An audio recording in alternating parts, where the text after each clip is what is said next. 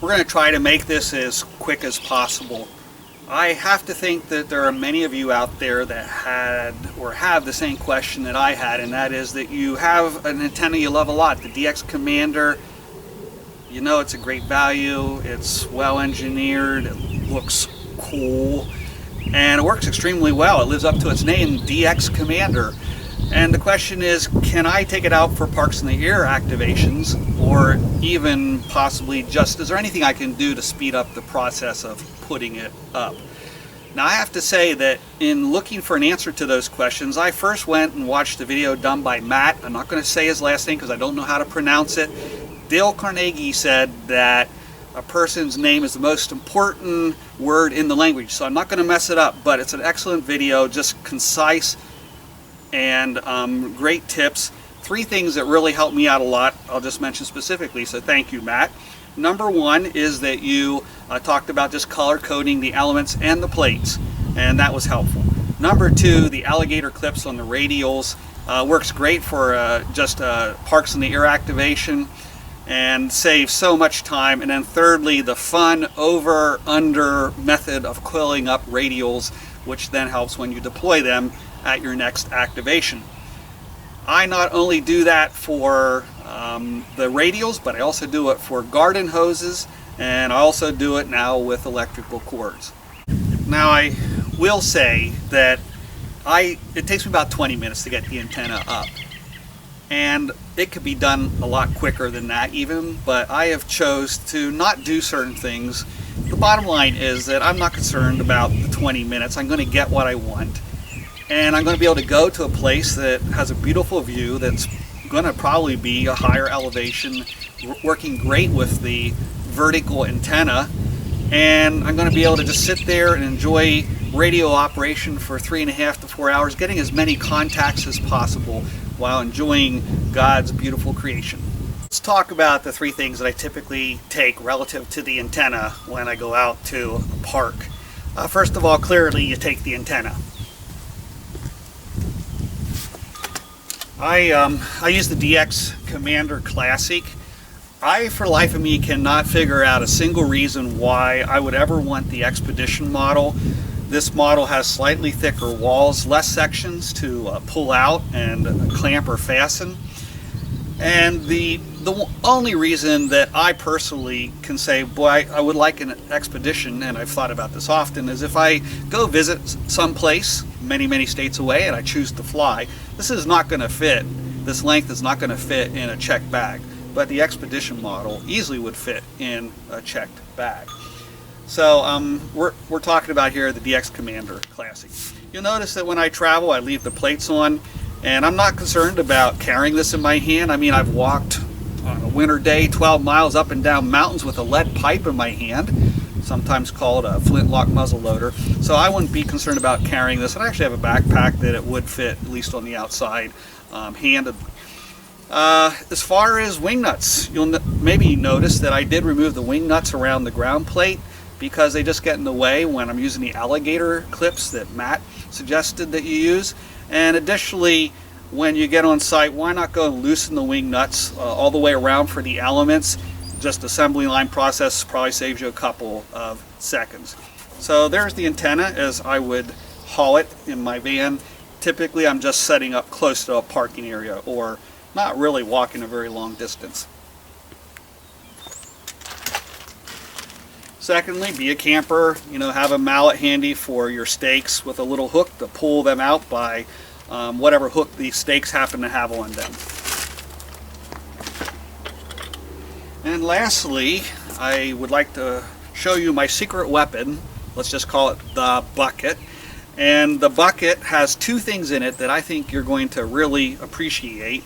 I put Column, the designer, the marketer of DX Commanders, I put his QSO card there to make it look all commercial as if it was bought at his store, but that's not the case at all. This is a 2-gallon bucket that I bought at a hardware store. Unfortunately, I paid $10 for it. Hopefully you have one just around your house or in the garage. And here we are at the easiest place to put up an antenna. No high grass, no brush to catch the elements or the radials. Look, you could remove the plug and swing this like a baseball bat and use centrifugal force for the antenna to be extended, but I prefer to take a minute and very carefully pull the sections out. I want them to be a little bit snug when I pull them out, but I don't want to in any way force the extension of this antenna, thereby facilitating when you get to the end of the day, you don't have to worry about sections that are not collapsing. All right, so I have extended the antenna. That took 1 minute of time. And now I want to talk about the secret weapon, the bucket. There are 3 layers of goods in this bucket, each separated by a cardboard cutout circle. So let's take a look at the top layer, which is definitely related to antenna setup as far as the mast itself. You're going to find in here that I have scissors and tape, because I like to tape the mast. Look, I can take my 20 minutes and get it down to 15 if I didn't do that, but I like to tape it. So I have those 2 items. I also have a 4-in-1 screwdriver with the bit removed, just because I want to keep the hex wrench aspect of it. And lastly, in honor of, I'm going to say, soap on a rope and campfire memories of making shish kebabs, I have what I'm going to call the rope-a-bob in this top layer. Rope-a-bob is a real time saver, and we'll get to that in just a moment. So when it comes to taping sections, I take 3M Flex tape. I think it's just a great tape for this, and I'll just go and start to wrap after making sure. I don't want it to be too snug there, but just going to wrap about 3 wraps around like such. And then I'm definitely going to do a tuck under, which is a great help whenever it's time to leave at the end of the day. So I'm just going to take the tape and fold it under, and we have a little pull-up tab for later. All right, move on to the next one. Okay, again, same story. Just going to make about 3 wraps. I usually start below for some reason. And just going to make my way up real quick, imagining that eventually there's going to be a clamp over top of these. Cut and under tuck. Alright, so we have 2 sections done already, and this time this is going to take me about a total of, again, 5 minutes to do. So I had to get the camera and the antenna turned around because in the meantime my battery went dead and the sun's at a bad place once again. So anyhow, here we are with the bucket. We already took 2 items out of it, and we have 2 left yet in the top layer. We have that screwdriver that we're going to basically be using as a wrench for the clamps, and we also have what I'm going to call the rope-a-bob. Now, what I have here is just very simply a rope where both ends have been tied to the highest plate that would go on the antenna, and what I'm going to remove is this side from being attached, and right there you have everything that, just as you want to slide it up the antenna or the skewer, if you will. And so we're going to begin with what I see right there, which is a clamp, a plate, and a clamp. So just go and grab them like this.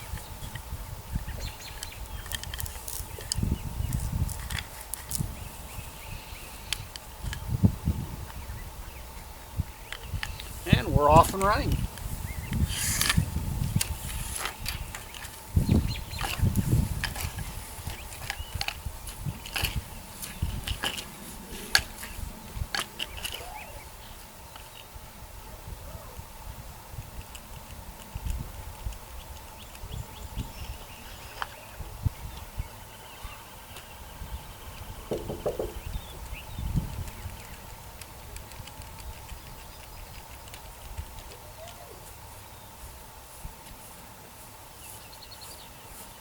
Okay, and then we're going to grab again, clamp, plate, clamp. You cannot beat these nylon clamps that call themselves at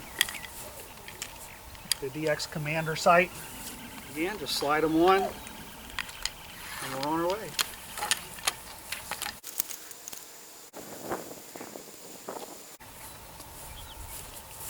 And I'll do it just one more time.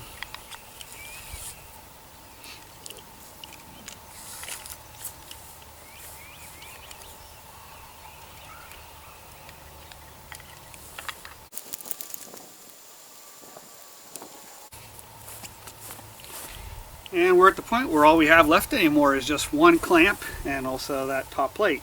So that's what I do, and basically been holding out on you for the best becoming the last.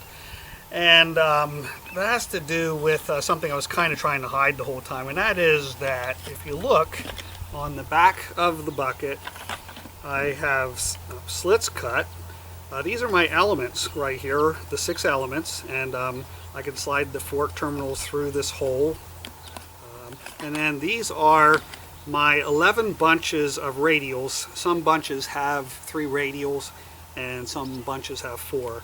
I have 7 that have 3 radials, they're at the top, and then I have another cardboard divider, and then the 4 that have the 3 long radials on them are at the bottom. So this is just to say, okay, it's time to go and put elements on the antenna. Well, I can just go and pull the first one, which I happen to know is blue colored, and that's my first element ready to go. And then here's my second element, which I have coated as green. Look at that, coming out nice as can be. And then I have my third element. Hey, I don't see a problem here, do you? All right, no tangles. Not saying it'll never happen. Here's my fourth element. It'll come out nice as can be.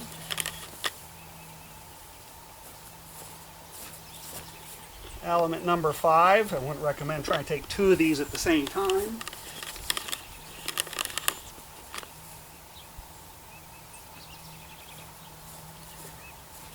And finally, the 40-meter element.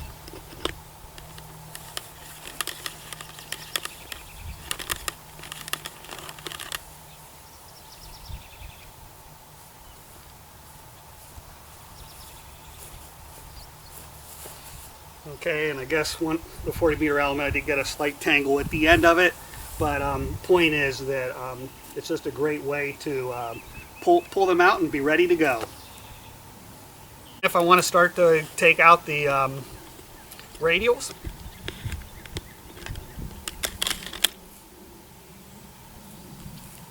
okay, there's the first one.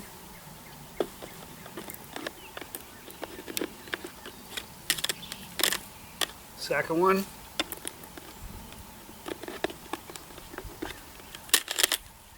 Third one. Fourth one.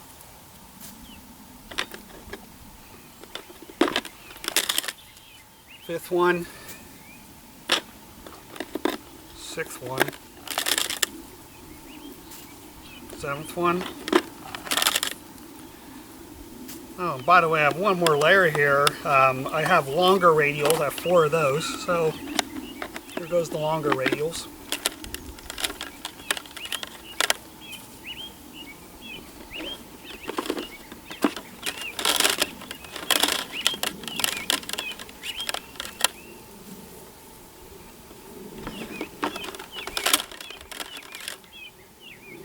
Alright, looks like I did get a tangle there. Happens once in a while, I'm not going to lie to you. All right, I'll deal with that one later. And then we have one more.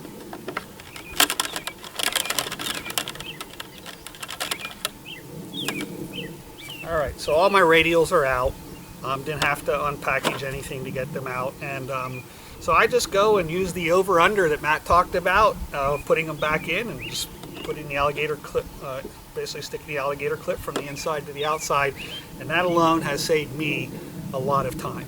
Now I'm putting radials back in, and it's no more than that over-under that Matt talked about. Okay, so I'm just going to go and do the same thing. The last coiling that I did, I'm going to throw it to the bottom, and then just insert it, slide it down. Next one.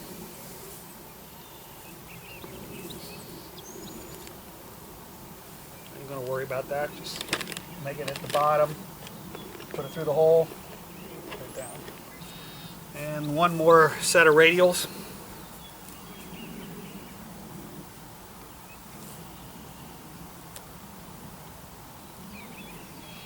The last one at the bottom, like such. All right, keep them kind of compressed. Insert my cardboard. All right, and that's the end of putting those back.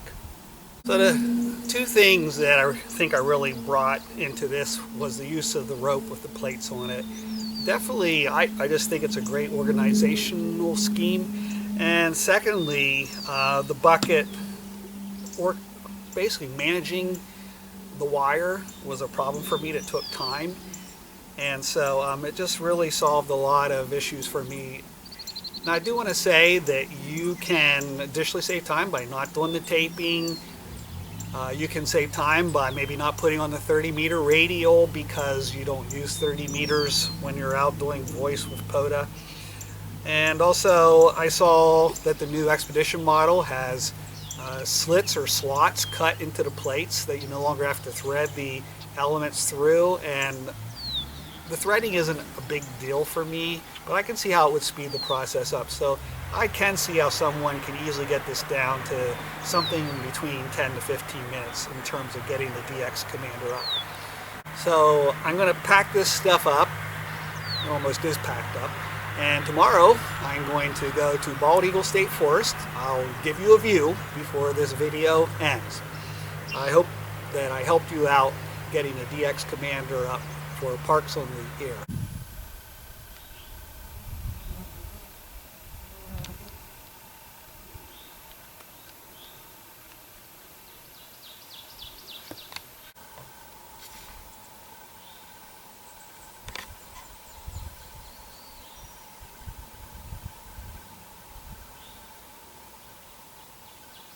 So here we are the next day. We are in Bald Eagle State Forest. For those of you who are POTA people, that's Kilo 5462. And it's just a beautiful, beautiful view. Certainly a great place to put up a antenna. Something I failed to mention yesterday when I was talking about setting up the antenna was I forgot to mention how I would often put the stakes into the ground and they were not the proper 120 degrees of separation between them. So I found the key was to set it up once perfectly and then find out how many steps it is between stakes. So what I normally do is I normally will go and put 2 stakes in the ground exactly 7 of my feet in length. 3, 4, 5, 6, 7. So I'll drive those in. And then, pretending that this isn't up right now, I will hook them on, and I'll come in at it like this, after I put the 2 pegs in and fastened it, and then I'll just come back like this, step back with the third, the final one.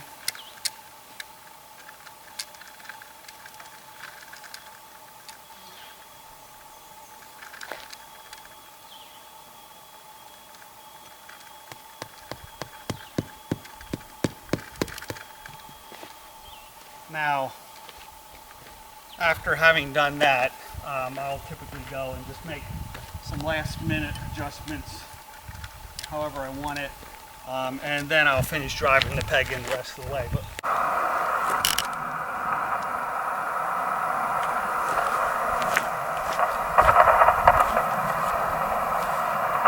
CQ POTA, this is Kilo Charlie 3, Uniform Lima Golf on Park Kilo 5462, listening.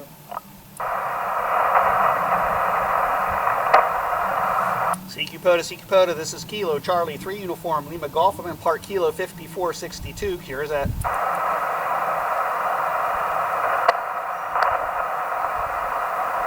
CQ POTA, this is Kilo Charlie 3, Uniform Lima Golf. I'm in Park Kilo 5462, listening. Alpha Golf 5, Charlie.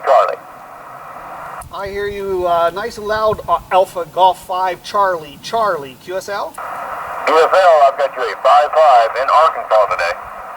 All right, you likewise are a 5-5, but you sound great. Thank you so much for hunting me down today, 7-3. Thank you for being there, 7-3. C Kupota, this is Kilo Charlie 3 Uniform Lima Golf. I'm in Park Kilo 5462. Cure is that? C Kupota, this is Kilo Charlie 3 Uniform Lima Golf. I'm in Park Kilo 5462. Cure is that? Kilo Charlie 2 Delta Whiskey Golf. Could I have this station ending in Delta Whiskey Golf? Kilo Charlie 2 Delta Whiskey Golf, Park to Park. All right, I have you Kilo Charlie 2 Delta Whiskey Golf, and you said you're a Park to Park. What's your park number? Roger, Roger. You're 553 in the park, Kilo 1483. That's Kilo 1483. QSL? All right, I have the 5-3 into Park Kilo 1483. You're a 5-4 here in our park in Central PA. Over. Roger, Roger. You just dropped down into the noise, but I got you on the log. Thanks for picking me up, and good luck. 73. All right, and thank you. And there's a ton of noise today, isn't there? 7-3. C Kupota, this is Kilo Charlie 3 Uniform Lima Golf. I'm in Park Kilo 5462, listening.